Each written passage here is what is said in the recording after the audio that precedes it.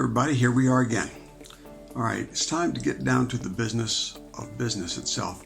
I'll do more fun stuff like that influence and I got a bunch of that jazz I can give you over time, but let's just do some business.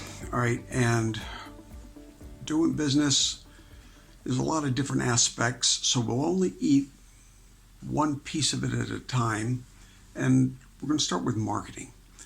So there's plenty of stuff to come on marketing, and today is just kind of a introduction into the first part. I'd like to kind of establish that, I don't know what your marketing is. I don't know who you are, but there's a good chance that your marketing is not very good, and that's only because about 99% of marketing is pretty poor. So if your marketing is good, don't take offense. Just see if there's anything here for you. But since 99% of the marketing is so poor, that should tell you something, that there's something to learn. And first thing I want to say is that even if you go to a professional, you might not be getting much for your money. Here's the problem. Professionals these days are not so much people that know a lot about marketing, but they're people that know a lot about how to use marketing tools, like all things World Wide Web, right? So these guys know how to use the platforms, and they're much smarter than I am about everything. And on top of that, the world's moving so fast, I can't keep up with that and stuff. So one of the things I'm not going to do is tell you where you ought to advertise or how you ought to meet the customers. Technology has changed enough that, the things I used many years ago don't apply today, and I'm not up on what applies now. But here's what I do know. I know that people don't change a bit. And no matter what platform you're using, you need the same principles that they needed in 1900 to make anything work. To be effective, let's say that.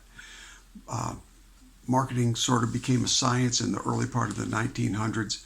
A guy named Claude Hopkins turned it from just say whatever was on your mind to testing things and finding out what actually worked.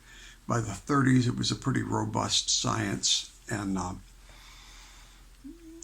by the 50s, it was big business had adopted all of those techniques, and little businesses were starting to follow what big businesses did. Now, if you're running Coca-Cola, that's great, but if you're not Coca-Cola, I got to tell you, don't do the things that Coca-Cola does, because they won't get you anywhere. The most recognized symbol in the entire world used to be the Coke bottle. I think that nowadays it might be like the Nike logo is right up there with it. And anyway, times changed, but the Coke bottle is recognized everywhere. And Coke has that shape of that bottle trademarked. So that's valuable. But is your logo really important to the general public? Probably not for most of us. I won't say absolutely it's not, but probably not. You need different kind of marketing. And just before I get into any specifics in the next lesson, let me just try this out on you.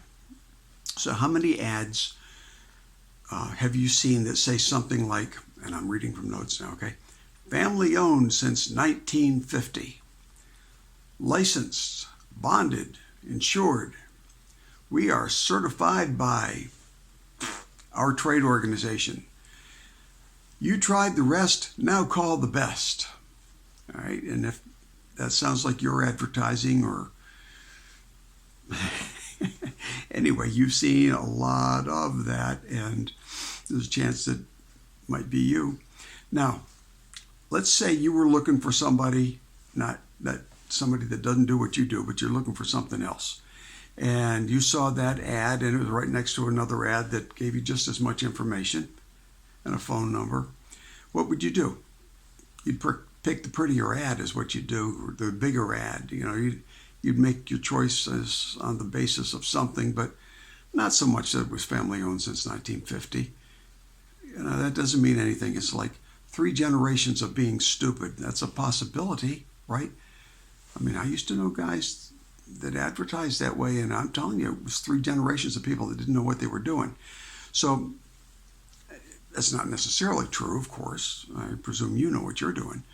But that doesn't tell the public anything, okay?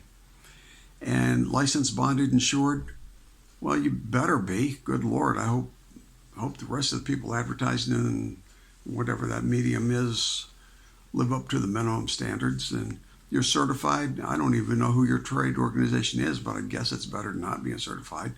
If your ad said that and the other guy's ad, that was the only thing missing, I guess I'd call you.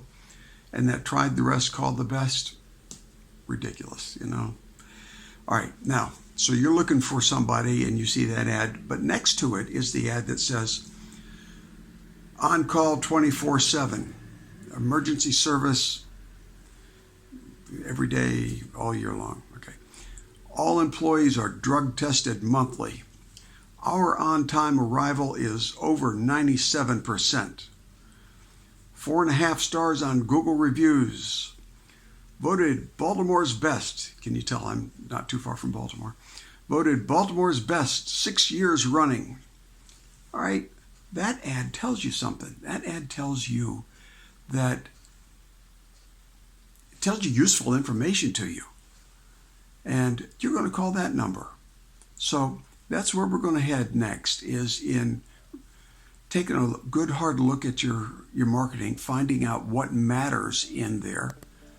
I mean, what should you be saying? Anyway, here's the bottom line, okay? And I want you to do it. Marketing must speak to the customer and answer his unanswered questions. Before you even get the phone call, you want your marketing to do that for people. And we'll get to just how that's done over many, many sessions, okay? That's what's coming up.